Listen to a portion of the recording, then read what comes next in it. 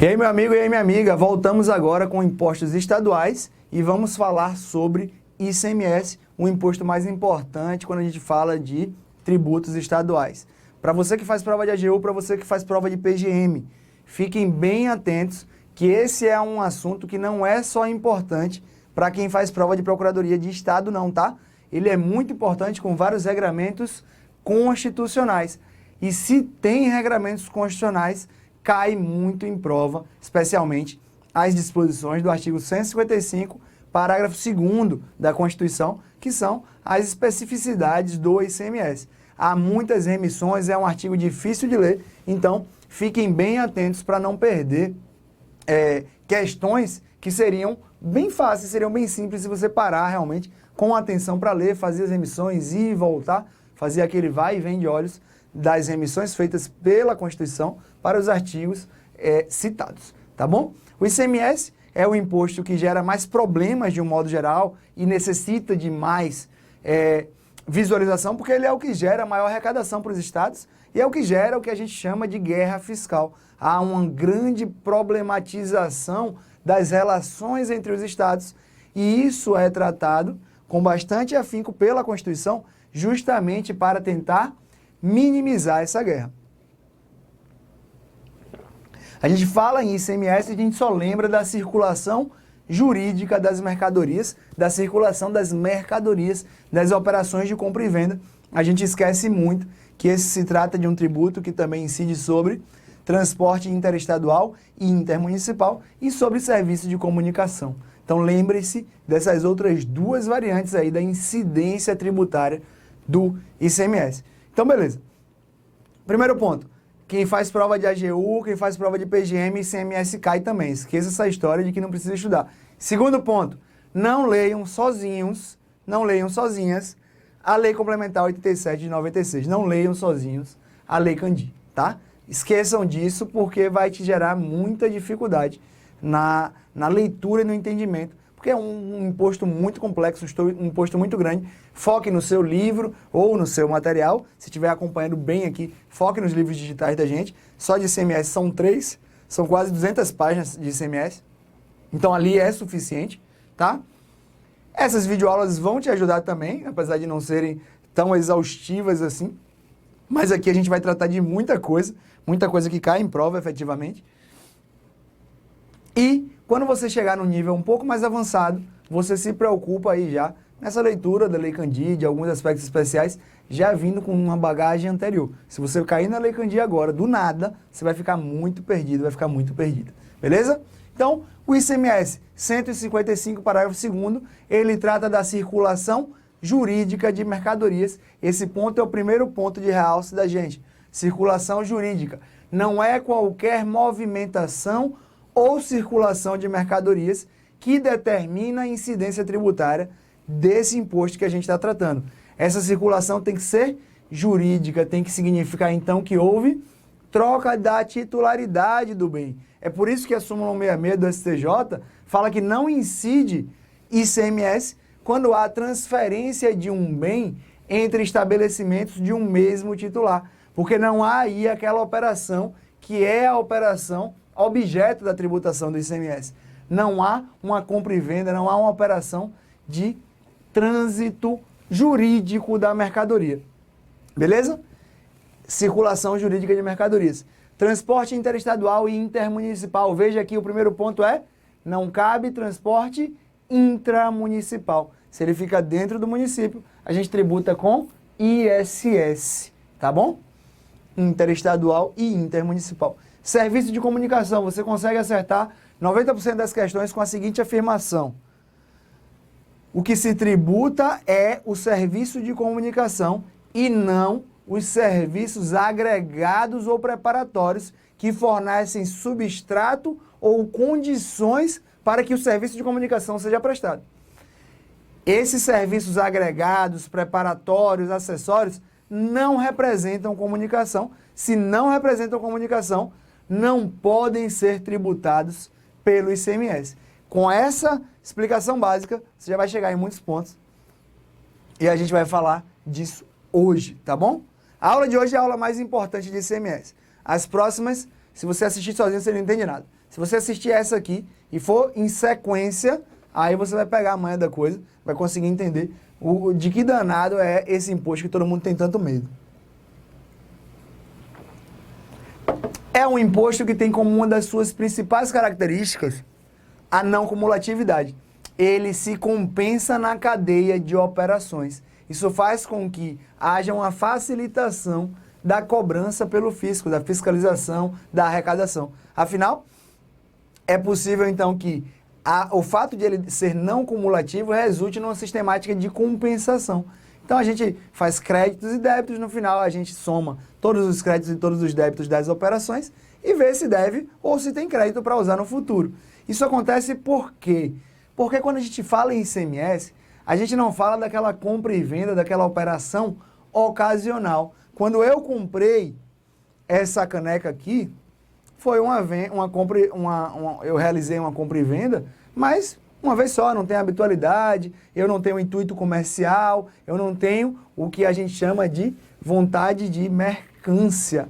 Não há aqui um intuito mercantilista. Eu não estou aqui trabalhando na venda, seja por habitualidade, seja por volume. Mesma coisa quando o Revisão PGE comprou essa televisão. Comprou a televisão, está aqui, juntou, é o que a gente vai ver lá na frente, que não há incidência do ICMS quando há a compra de equipamentos para montagem do ativo fixo de uma empresa, porque não há ali a intenção de revenda. Uma empresa que vende açaí, por exemplo, ela precisa comprar, 3 computadores para a equipe que vai trabalhar ali. Esses computadores não representam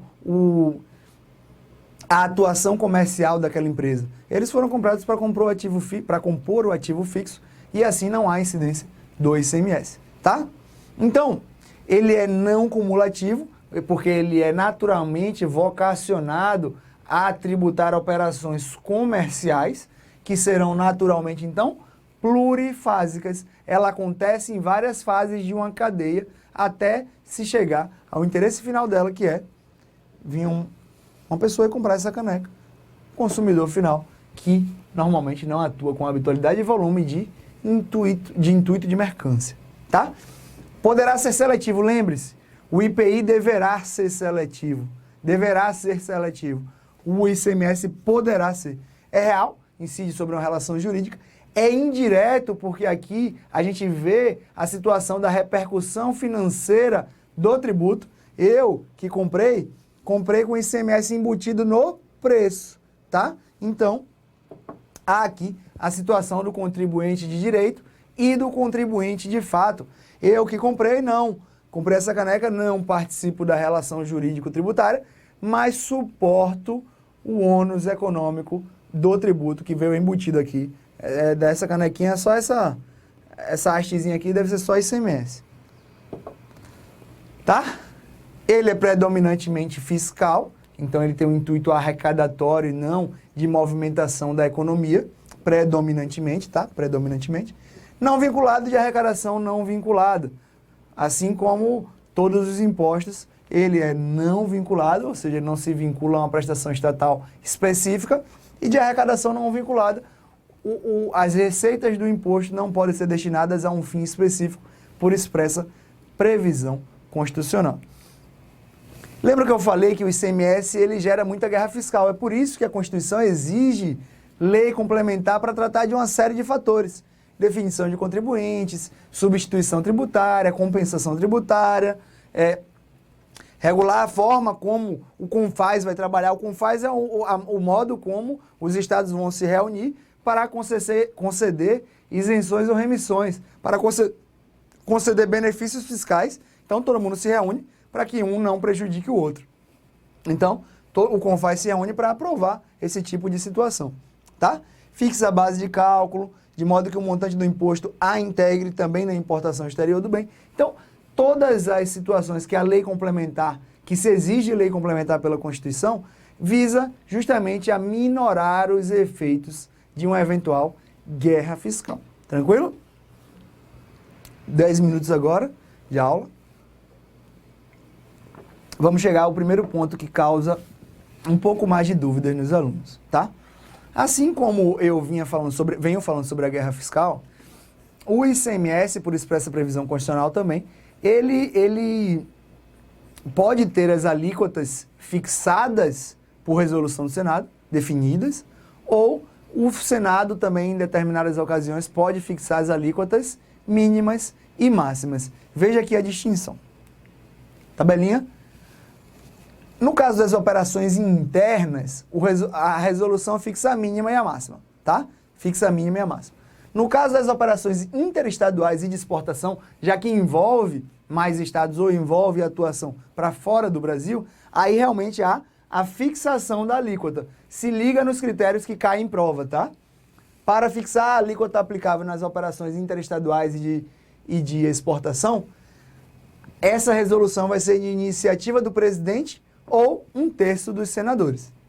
E ela vai ser aprovada pela maioria absoluta dos membros do Senado Federal. Agora, veja como há uma gradação aqui de quando se fixa a alíquota mínima para quando se fixa a alíquota máxima. Para fixar a alíquota mínima, iniciativa de 1/3, aprovação de maioria absoluta. Para fixar a alíquota máxima, iniciativa da maioria absoluta e decisão de 2/3 dos membros do Senado Federal. Veja que há uma gradação da mínima para a máxima, há menos requisitos para a mínima e há mais requisitos para a máxima. 1/3, maioria absoluta, 2/3. Tranquilo?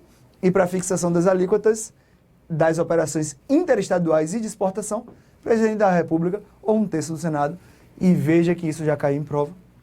Procurador do Ministério Público de Contas de Rondônia, 2019, CESP. Considerou-se incorreta a afirmativa no sentido de que, veja, lei complementar de iniciativa do presidente da República estabelecerá as alíquotas de ICMS aplicáveis às operações interestaduais. Resolução do Senado de iniciativa do presidente da República ou de 1/3 dos senadores é que estabelecerá as alíquotas de ICMS aplicáveis às operações interestaduais e de exportação. Por isso que a questão está errada. Não é lei complementar, é resolução do Senado. E ainda assim, a iniciativa não seria só do presidente, seria também de 1/3 do Senado Federal e também abrangeria aqui exportação. O erro está em lei complementar. O resto não é um erro por si só, é uma incompletude, mas aqui está errado esse ponto. Olha outra questão. Procurador da Assembleia Legislativa de Roraima. Se liga.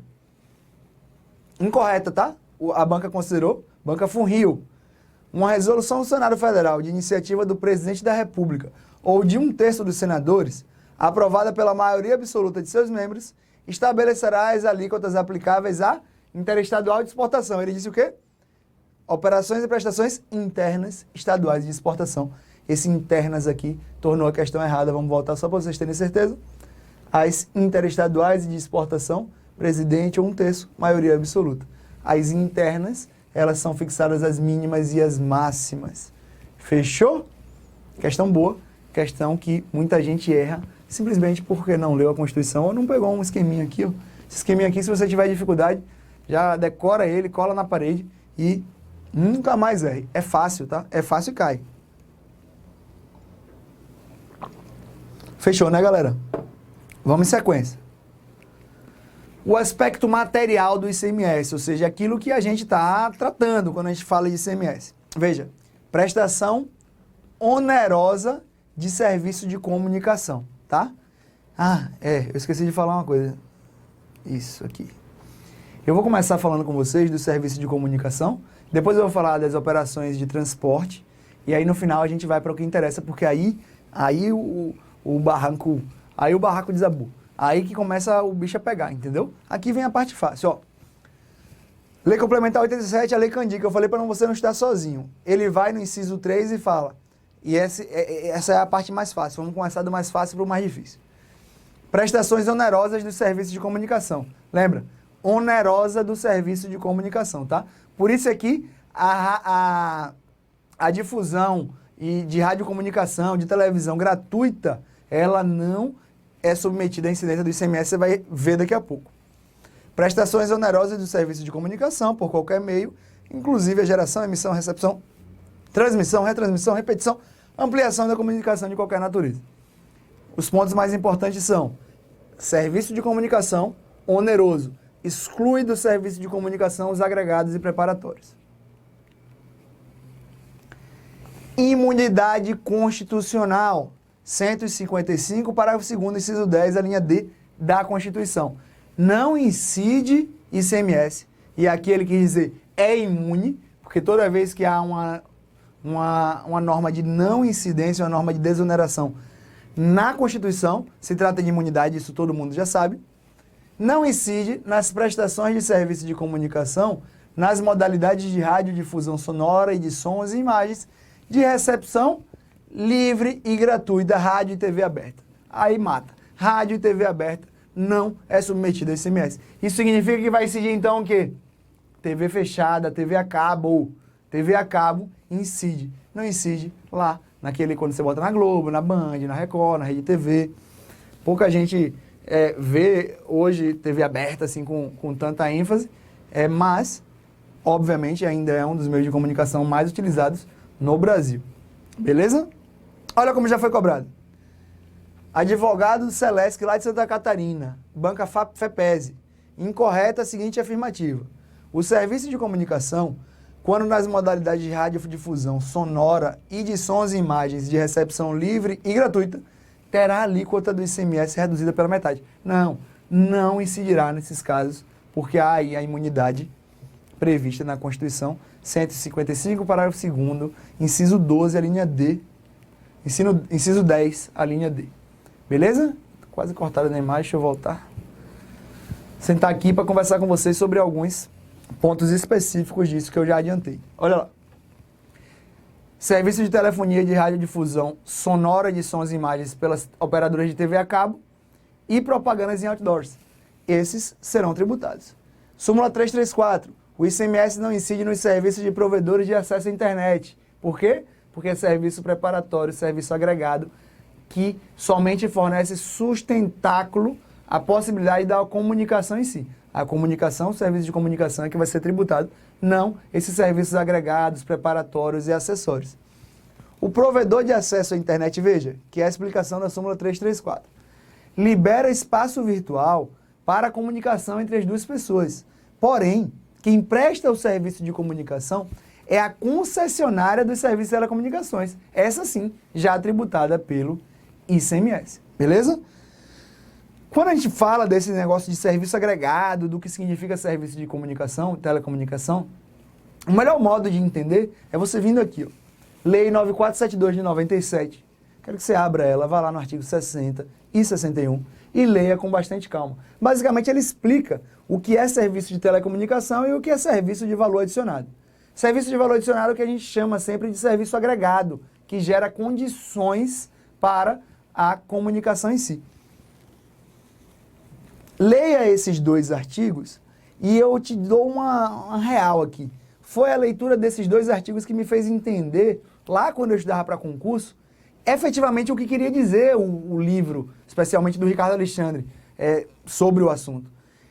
Foi quando eu li isso aqui que eu falei, agora eu entendi. Eu fui lá na base, e eu quero que você vá, quero que você leia com bastante calma, para você entender. E aí vem aqui como eu mato isso, né? Comunicação em si é uma coisa, serviço de valor agregado, serviço operacional é outra. Você vai entender pelos exemplos que eu vou dar, que já foram julgados pela jurisprudência. Primeiro, a locação de equipamentos vinculados à prestação de serviço de telecomunicação não é atividade passiva de tributação pelo ICMS Comunicação. SCJ julgou em 2017. Muito simples. Se cair essa frase aqui, você acerta. Não tem como, tá? Claro que não é um serviço de comunicação. É a locação de equipamentos à prestação, vinculados à prestação da própria comunicação. Obviamente que é um serviço acessório. Veja o que o SCJ decidiu em repetitivo, tá? Falando sobre telefonia móvel, e aí você vai ficar bem claro algumas situações que caem muito em prova objetiva. Caem muito em prova objetiva. CJ julgou em 2012, tá? RESP 1.176.753, na sistemática dos recursos repetitivos, por isso que cai. Aqui, como não está fácil de ler, está aqui bem explicadinho. Não incide o ICMS comunicação. Troca de titularidade de aparelho celular. Esse serviço é de comunicação? Conta detalhada. Troca de aparelho, troca de número, mudança de endereço, troca de área de registro, troca de plano de serviço, bloqueio DDD e DDI, habilitação, religação. Todos serviços preparatórios, serviços agregados, serviços acessórios. O que é que a galera fazia, né?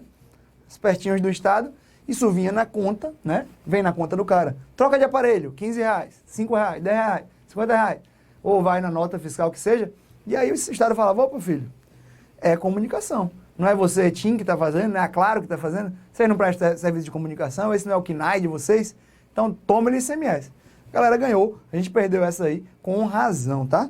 Ah, mais uma súmula do STJ 350, dizendo que o ICMS não incide sobre o serviço de habilitação de telefone celular. Veja só, a habilitação é o que permite que você use o celular. Antes da habilitação, você não liga, né? Você não consegue ligar. Então, quando ele está habilitado, aí você vai lá e consegue fazer a sua comunicação em si, a ligação em si. É dessa ideia de habilitação que surgiu uma dúvida seguinte. E essa é mais importante, mais difícil e gera alguma confusão dos alunos, tá? E em mim gerou por muito tempo. Julgado de 2017 do STF. Se liga.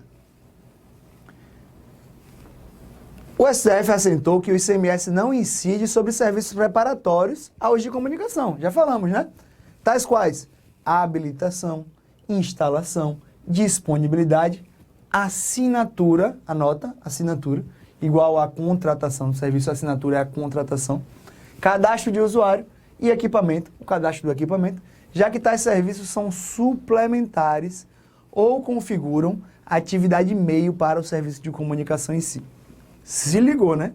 Se ligou. Um ponto específico, assinatura. Quando você faz a assinatura ali, a assinatura para que você efetivamente possa fruir do serviço de comunicação. Mas, se ligue, a tarifa de assinatura básica mensal não é serviço, muito menos serviço preparatório. A tarifa de assinatura básica mensal não é serviço, muito menos serviço preparatório. Mas sim a contraprestação pelo serviço de comunicação, propriamente dito, prestado pelas concessionárias de telefonia, consistente no fornecimento em caráter continuado das condições materiais para que ocorra a comunicação entre o usuário e terceiro, o que atrai a incidência do ICMS. Tarifa de assinatura básica mensal, normalmente, é aquela em que você tem uma franquia. Sei lá, você paga R$ 59,00 e aí você tem ligações limitadas, não sei o quê. Esse valor que você pagou, ele obviamente é o serviço de comunicação. Afinal, o cara que liga... Cadê o celular de Jax? Está aqui. Jax pagou como? Paga o que aqui por mês? Pago 15. Paga 15 por mês. Mas é o quê? É pré-pago? Coloca crédito e ganha um plano. Coloca crédito e ganha um plano. Beleza. Aí ele botou 15 conto aqui. Botou 50 conto para botar quanto quiser, né? Pronto. Aí ele botou R$50 aqui. O nome disso pode ser tarifa de assinatura básica mensal. Você pode ligar quanto? Quanto puder, quanto quiser, como é? Sim, Tem uma franquia ali, né? Aí vê o que o STF disse, Jackson. Aqui, ó.